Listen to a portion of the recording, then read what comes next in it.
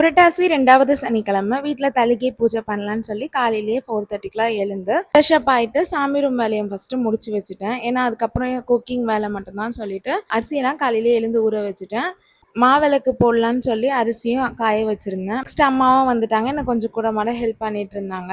Cooking வேலை ஃபுல்லாக முடிச்சுட்டு சாமிக்கு விளக்கேற்றி இலை போட்டு வீடு ஃபுல்லாக அந்த 7 மணியானுக்கு 7 விளக்கு ஏற்றி ஒரு ஆளாக வந்து தீபாராதனையெல்லாம் காமிச்சிருந்தாங்க. அம்மா பெரியக்கா வந்திருந்தாங்க. அப்புறம் சாமி கிட்ட வச்சிருந்த பானகம் தீர்த்தம்லாம் எல்லாருக்கும் கொடுத்துட்டு போட்டு எல்லாரும் உட்காந்து சாப்பிட ஆரம்பிச்சிட்டாங்க. 2வது அக்காவும் குட்டீஸும் வந்திருந்தாங்க. அவங்களும் சாமி கும்பிட்டுட்டு இலை போட்டு சாப்பிட ஆரம்பிச்சிட்டாங்க. நெக்ஸ்ட் எங்கள் பெரியம்மா வந்திருந்தாங்க.